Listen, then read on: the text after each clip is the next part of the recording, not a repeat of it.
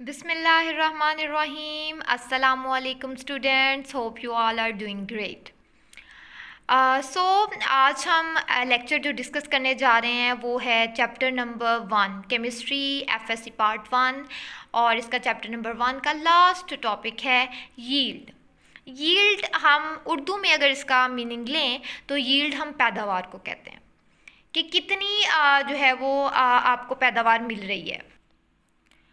आज हम जो डिस्कस कर रहे हैं वो यील्ड को हम केमिस्ट्री में डील कर रहे हैं कि केमिस्ट्री में यील्ड से क्या मुराद ली जाती है। तो अगर मैं बात करूं केमिस्ट्री में यील्ड की, तो यील्ड क्या है? अमाउंट ऑफ प्रोडक्ट फॉर्म्ड, कितनी अमाउंट प्रोडक्ट की बनी है। रिएक्टेंट्स जब रिएक्ट करेंगे उसके नतीजे में प्रोडक्ट फॉर्म होती है, तो वो कितनी अमाउंट उसकी फॉर्म हुई है, कितनी अमाउंट बनी है, उसे हम कहते हैं यील्ड। माय डियर स्टूडेंट्स, मैंने आपको पिछले जो 2 टॉपिक हैं, एक स्टिचियोमेट्री वाला टॉपिक है और एक लिमिटिंग रिएक्टेंट टॉपिक है। तो स्टिचियोमेट्रिक कैलकुलेशन में मैंने आपको बताया था कि हम रिएक्टेंट्स और प्रोडक्ट्स यानी केमिकल रिएक्शन को डिस्कस करते हैं और उसमें रिएक्टेंट्स इन्वॉल्व होते हैं और प्रोडक्ट्स इन्वॉल्व होती हैं। लिमिटिंग रिएक्टेंट में हमने सारा काम रिएक्टेंट्स पे किया कि जो रिएक्टेंट्स हैं उनमें जल्दी कौन कंज्यूम हो जाता है, किसकी अमाउंट एक्सेस होती है, सारा हमने रिएक्टेंट्स पे सारी बात की थी।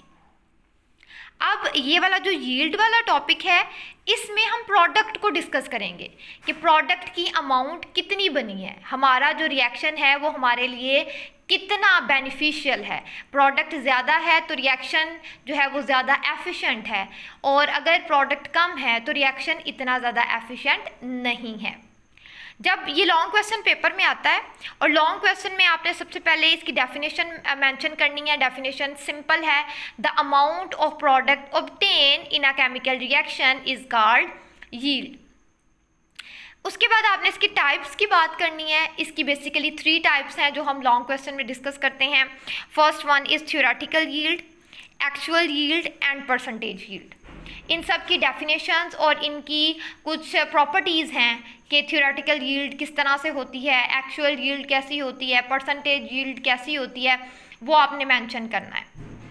तो मेरा बेटा ये जो आपका क्वेश्चन है ये इसके लिए मैं आपको स्पेसिफिक कोई बुक जो है वो सजेस्ट नहीं करती।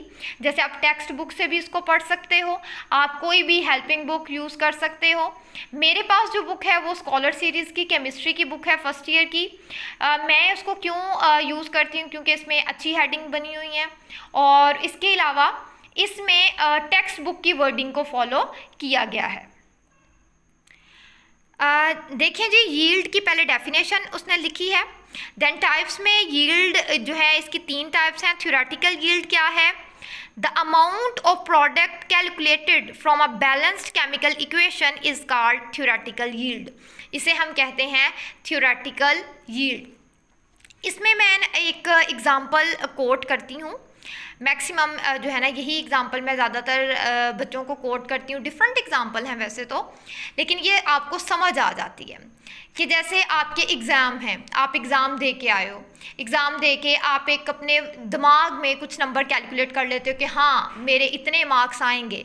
वो आपकी थ्योरेटिकल यील्ड है, आपने वो जस्ट कैलकुलेट करके खुद से निकाला है। लेकिन जब आप प्रैक्टिकली देखते हो, जब रिज़ल्ट आता है, तो आपके एक्चुअल मार्क्स जो हैं वो हमेशा आपकी कैलकुलेटेड, वो जो आपने कैलकुलेट किया उससे कम आते हैं। वो आपकी एक्चुअल यील्ड होती है, वो आपकी एक्चुअल पैदावार होती है। इसके अलावा आसानी से समझने के लिए किचन में जो काम हो रहा है, चाय हम बनाते हैं, तो जस्ट सपोज चाय बनाने के लिए हम डिफरेंट मिक्सचर यूज़ करते हैं। हम पत्ती डाल देते हैं, उसमें दूध डालते हैं, पानी डालते हैं। इन सब की टोटल अमाउंट जो कैलकुलेट की हमने वो है 50 ग्राम। जस्ट से कि 50 ग्राम है, तो हम कहते हैं कि हमारी चाय जो है वो भी 50 ग्राम बन जाएगी, क्योंकि हमने इतने इंग्रेडिएंट्स डाले हैं तो 50 ग्राम चाय हमारे पास बन जाएगी। लेकिन बेटा ऐसा होता नहीं है।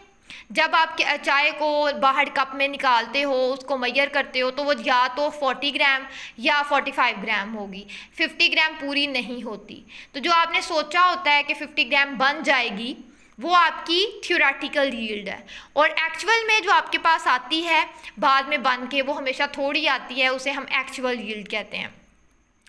आपके जहन में अब क्वेश्चन आ गया होगा कि भाई क्यों कम हो गई, क्यों कैसे कम हो गई। तो इसका आंसर मैं आपको दूंगी। इसके लास्ट में हम डिस्कस करेंगे ये क्वेश्चन कि क्यों एक्चुअल यील्ड हमेशा कम होती है। तो अभी फ़िलहाल हम थ्योरेटिकल यील्ड की कुछ प्रॉपर्टीज़ देख लेते हैं। The amount of product calculated, जो अमाउंट ऑफ प्रोडक्ट जो है, the amount of product calculated from a balanced chemical equation, जिसको हम इक्वेशन से निकालते हैं उसे हम थ्योरेटिकल यील्ड कहते हैं। It is also known as calculated yield, ये कैलकुलेटेड या एक्सपेक्टेड यील्ड होती है। ये एक्सपेरिमेंट से इसका कोई लिंक नहीं है, ये एक्सपेरिमेंट से पहले की यील्ड है। It is maximum amount of product which can be produce, ये वो आपके जहन में आपने कैलकुलेट किया है या इक्वेशन से आपने फाइंड किया है कि कितनी प्रोडक्ट फॉर्म हो सकती है। वही बात कि थ्योरेटिकल यील्ड हमेशा ग्रेटर होती है और एक्चुअल यील्ड हमेशा कम होती है। एक्चुअल यील्ड जब आप एक्सपेरिमेंट परफॉर्म कर लेते हो और आपकी जो अमाउंट ऑफ प्रोडक्ट फॉर्म होती है उसे हम एक्चुअल यील्ड कहते हैं। ये हमेशा एक्सपेरिमेंटल यील्ड होती है, एक्सपेरिमेंट के बाद हमारे पास आती है और ये हमेशा कम होती है, लेस होती है as compare to theoretical yield. Percentage yield, this is the third type of yield. तो परसेंटेज यील्ड फाइंड करने के लिए आप actual yield divided by theoretical yield multiply by उसको 100 कर लेंगे, इससे हमारे पास परसेंटेज यील्ड आ जाएगी। परसेंटेज यील्ड जो है, इससे हम किसी भी रिएक्शन की एफिशिएंसी को फाइंड करते हैं कि ये रिएक्शन कितना एफिशिएंट होगा, हमारे लिए कितना बेनिफिशियल होगा, हमारे लिए कितना फ़ायदेमंद होगा। तो जो परसेंटेज यील्ड है इसको हम यूज़ करते हैं to calculate the efficiency of reaction. Paper में अगर हम बात करें कि शॉर्ट क्वेश्चन के हवाले से, ये लॉन्ग क्वेश्चन यहाँ पे बेटा कंप्लीट हो गया। लॉन्ग क्वेश्चन कंप्लीट होने के बाद इसमें से बहुत से शॉर्ट क्वेश्चन भी पेपर में आते हैं। मैं उनको डिस्कस करती हूँ कि शॉर्ट क्वेश्चन किस तरह से आपको पेपर में आ सकते हैं।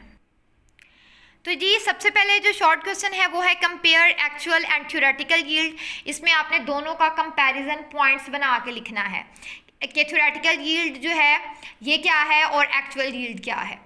इसमें आपने लाइन ड्रॉ करनी है, एक साइड पे थ्योरेटिकल यील्ड को डिस्कस कर देना है, दूसरी साइड पे आपने एक्चुअल यील्ड को डिस्कस कर देना है। दूसरा क्वेश्चन है how efficiency of reaction can be measured. तो मैंने आपको बता दिया, इसमें परसेंटेज यील्ड आपने राइट करना है। Why actual yield is always less than theoretical yield, वही जो आपके जहन में क्वेश्चन आया था कि क्यों एक्चुअल यील्ड कम होती है। तो इसके लिए कुछ रीजंस हैं, ये आपने मेंशन करने हैं कि एक रीज़न है कि प्रैक्टिकली इनएक्सपीरियंस वर्कर हैं, वो अच्छे तरीके से काम नहीं कर रहे, जिससे आपके कुछ रिएक्टेंट्स जो हैं वो ज़ाया हो गए हैं। या मैकेनिकल लॉस, जैसे आप फिल्टर कर रहे थे, डिस्टिलेशन कर रहे थे, ड्राइंग कर रहे थे, उनको सुखा रहे थे अपने प्रोडक्ट्स को, जिससे आपके कुछ रिएक्टेंट्स जो हैं वो ज़ाया हो गए और प्रोडक्ट आपके पास जो है वो मुकम्मल नहीं हुई। साइड रिएक्शन हो सकते हैं, यानी आपके रिएक्टेंट्स जो है किसी और कंपाउंड के साथ रिएक्ट करके आपकी जो डिज़ायर्ड प्रोडक्ट है वो नहीं बनाते हैं, बल्कि कोई और प्रोडक्ट बना देते हैं जो कि आपके फ़ायदे की नहीं है। रिवर्सिबिलिटी ऑफ रिएक्शन भी हो सकती है कि आपका जो रिएक्शन है वो रिवर्स हो गया, जिसकी वजह से प्रोडक्ट की अमाउंट प्रॉपर नहीं है। तो ये पूरा जो है वो टॉपिक है यील्ड का। इसको अगर मैं सम अप करूँ तो आपने सबसे पहले लॉन्ग क्वेश्चन में यील्ड की डेफिनेशन लिखनी है, टाइप्स लिखनी है, टाइप्स को एक्सप्लेन करना है और एंड पे एफिशिएंसी ऑफ रिएक्शन जो है वो लिख देना है। और शॉर्ट क्वेश्चन में आपने डिफरेंट तरह से जो शॉर्ट क्वेश्चन मैंने आपसे डिस्कस किए हैं उनके आंसर आपने याद कर लेने हैं। इंशाल्लाह आपका ये जो टॉपिक है ये क्लियर हो जाएगा पेपर में। और अगर आपको मेरी वीडियो पसंद आई है तो आप इसको लाइक करें, सब्सक्राइब करें और जो है बेल आइकन को प्रेस करें। अल्लाह हाफिज़।